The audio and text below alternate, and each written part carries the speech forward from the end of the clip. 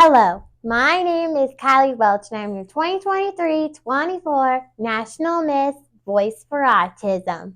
Yay! Bravo, bravo.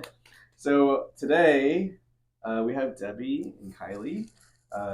They get to spend some time. I get to spend time with them. They get to spend time with me. So thanks for joining us. Thanks for having us. Can you guys just let us know who you are, maybe just a little bit, about yourselves and kind of what makes you tick? Well, I'm Debbie Welch. I am the proud parent, the proud mom of Kylie Welch. We live here in Caldwell. This is our hometown. We definitely like being in our community and we like being involved. And, it's funny when we are asked, like, why does she have autism? Like, what do you do? Like, what is she doing? And I'm like, well, what is she not doing? And so it just it kind of bothers me when people do ask, like, well, if she has autism, then she's not doing stuff, like, because she has a disability. I'm like, no, not the way to look at it. What you need to look at is she has an ability, and then just seeing her ability and how she can promote and how she can also is capable of being just like you and I. Oh, great. So tell us where you guys. So you're from here originally. It sounds like. I think you have some brothers, right, as well. Can you tell us more about what the family looks like? Well, it's a pretty big family. There's me, my mom, my dad, Kelly and Cami Cade are my brothers, Nana, Grandpa, Grandpa Nick, Brad, Sarah, Chris, Joey, and my cousins, Casey and Andy. You guys have any pets too? Wrangler. And he's our what? He is our family corgi. He's our corgi dog. He's the fur baby. Yep. And he thinks he protects us, which is great when he thinks that, but he's just so little, but his barker is bigger than his bite. The spirit is willing. Yes. The flesh is not there. It is fantastic. Were you guys born and raised in Caldwell or Idaho? So I'm actually from Kennewick, Washington. My family moved here when I was about 4 or 5 years old. My dad's military, and so he moved around a lot. So we moved here to Idaho. And then Kylie was actually born in Meridian. Okay. And then we just live in Caldwell. So. Nice. So Kylie, you have a lot of, let me just say this, you have a lot of Caldwell spirit. What are some of your favorite things about Caldwell? My favorite things about Caldwell is saying, "Good morning, Caldwell, you look great." And what do you like about Caldwell? What I like about Caldwell is everything. The Oaks Brothers Marketplace, the haunted house, the Del Taco, the Clarity, the Cafe, the Human Being, the Flying M, the Sweet Spot, the La Piñata Bakery. She likes Caldwell. What about Indian Creek? And Indian Creek Plaza and the Caldwell Police Department. I knew she was forgetting the Indian Creek. We love going there. Is there a particular person at the Caldwell Police Department that you really like? Heather Langoria. And who else? Chief Rex Ingram. Nice. How about at City Hall? Is there anybody at City Hall that you particularly like? Yes, I like Mayor and Brian and Char and Joanna. Okay. Well, thanks for including me. And Brian. Yep.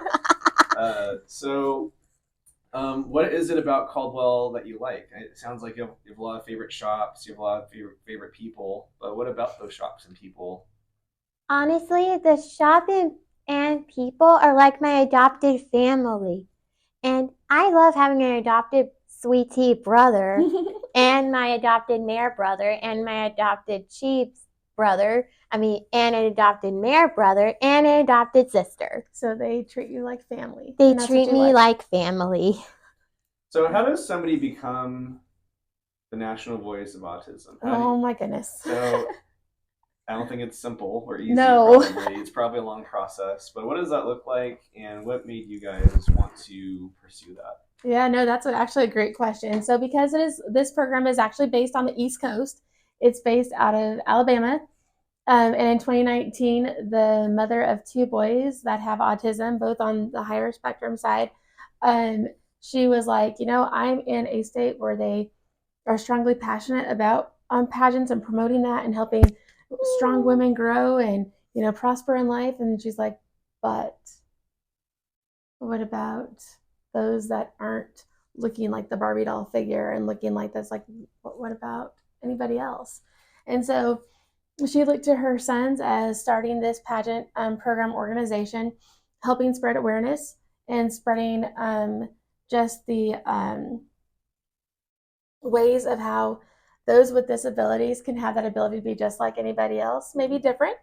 But why be, different when you can be, you? And she started promoting that and started getting just a variety of people that said, hey, I want to be a part of this. How can I be a part of this? And it is based out of Alabama. They are wanting to spread it to where it does go across the United States. So backing up, Kylie actually was a state queen.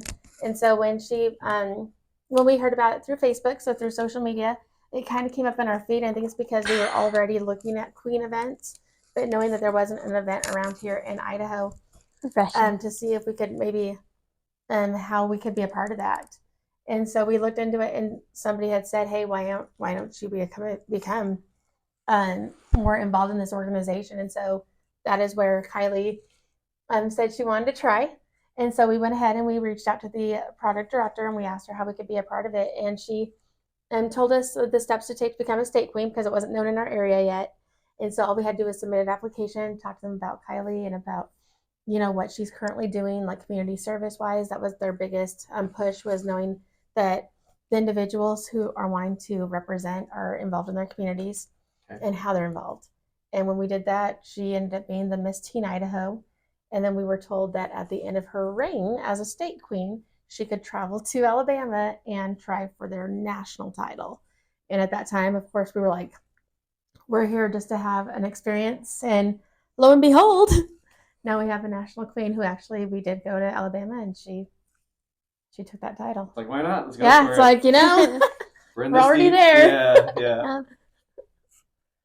So, tell us more about autism in general. I think there's a lot of misconceptions out there, maybe some education, that needs to be broadcasted to people, I guess. So can you tell us more? Yeah, I think the biggest thing is that it is a spectrum. It's a neurological disorder, and it's a broad spectrum, meaning you could have anywhere from somebody who is high functioning and who, like with Kylie, she's got her, she remembers anything and everything. But if she turns around and reads a book and turns around and tells you about it, she won't tell you about what she just read. She'll start telling you about maybe something that she thought of while she was reading that book. And so her understanding is so different.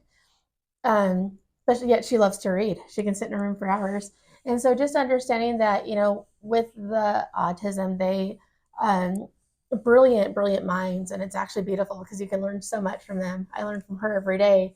And just knowing that, what you see on the outside isn't always the same as the inside, but vice versa. I mean, she has this, shine about her, and as we say, Caldwell spirit, and she can talk to you about Caldwell and stuff for hours, but then, just knowing that her way of looking at life is different. She really doesn't have a filter. And so understanding that at some point, those with autism, they can be nonverbal, they can be verbal, there's so much. And it's just knowing that when you look at people, don't judge them by how they look on the outside. Because obviously we don't want that to ourselves, but don't do it. And knowing that you don't know, what that person really truly is capable of. And I mean, we tell her of all things, she's capable of anything.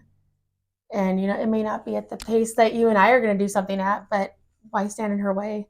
Why not let her be a part of this world just like we all are? Right. It's the inclusive mindset instead of the exclusive, right? Correct. So, yes, sir. But yeah, thanks for sharing that.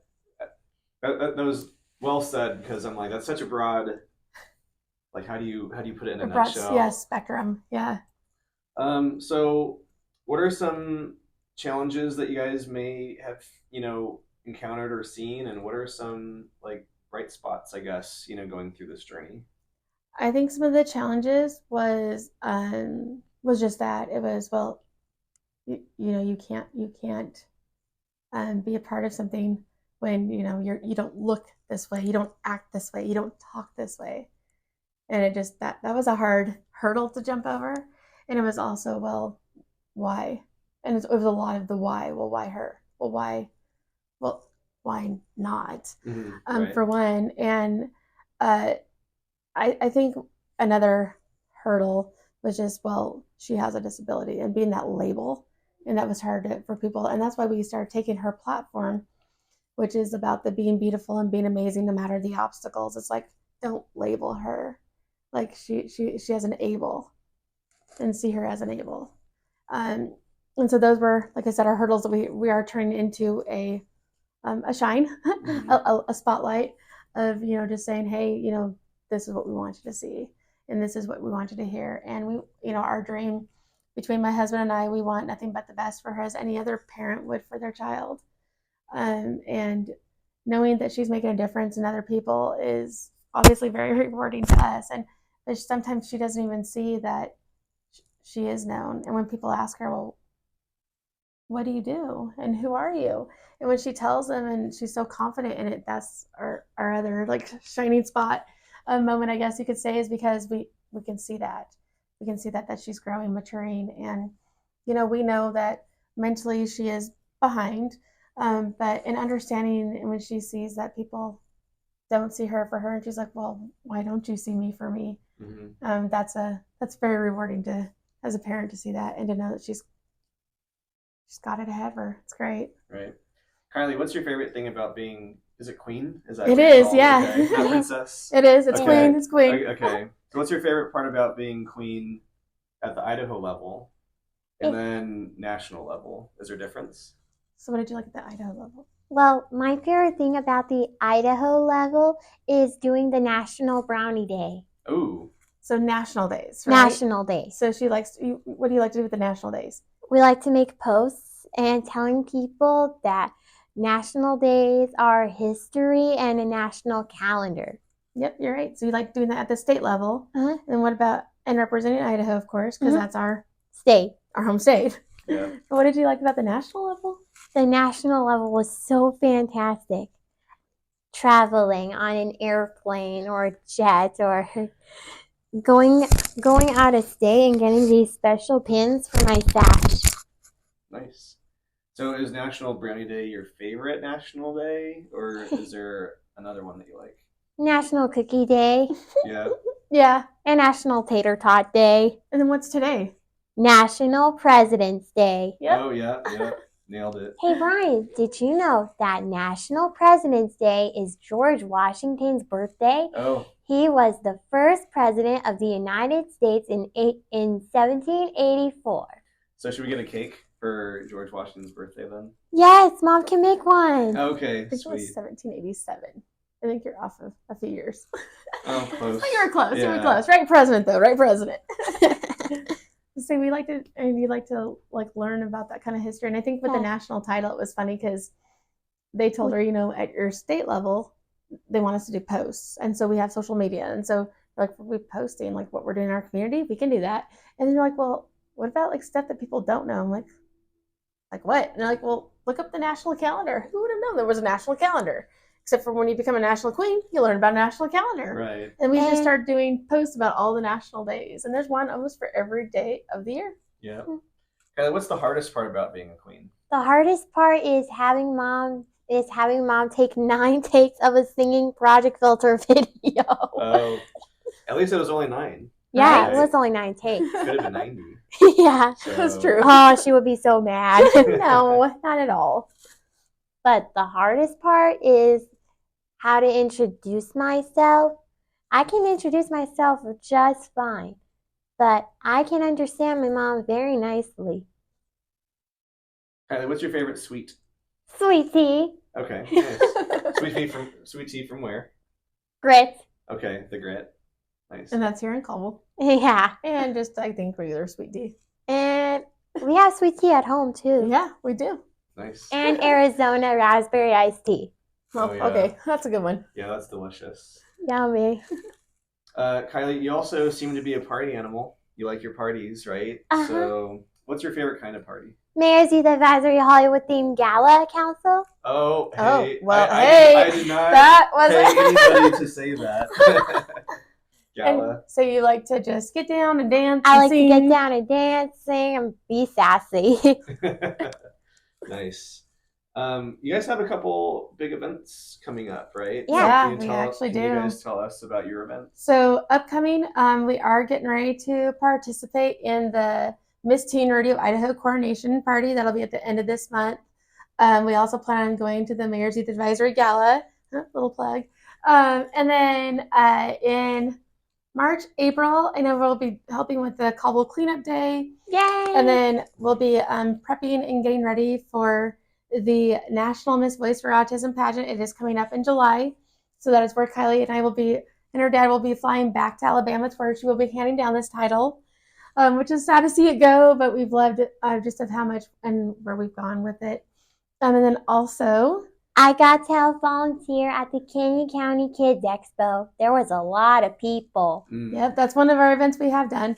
And then also just, I'm trying to think where else. I know. You have a proclamation, I think. Well, yeah, so April 1st, yes, thank you. So April 1st is the starting of Autism Awareness Month, which is in April, for the month of April.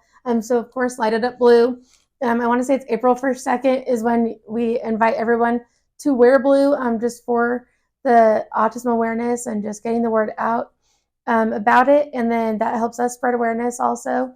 And then we are hoping to, at the city level and also our state level, is making a proclamation for the autism awareness. Great. Busy next couple months, I guess, right? Definitely. Was there anything else that you wanted to share that we haven't covered yet or you wanted to plug?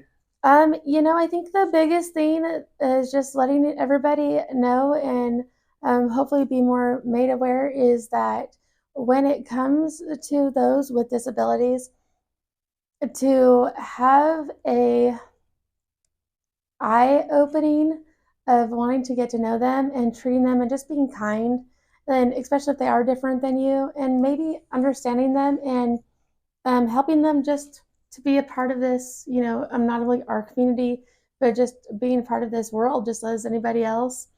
And also not seeing them for their disability, but definitely seeing them for that ability. Yeah. We can probably say that about everybody. I agree. Well, thanks, guys, for spending some of your day with us and just chatting with us and educating us and just for coming down and spending your time with us, guys. Thank you. Of course. Thank you for having us. Thank you.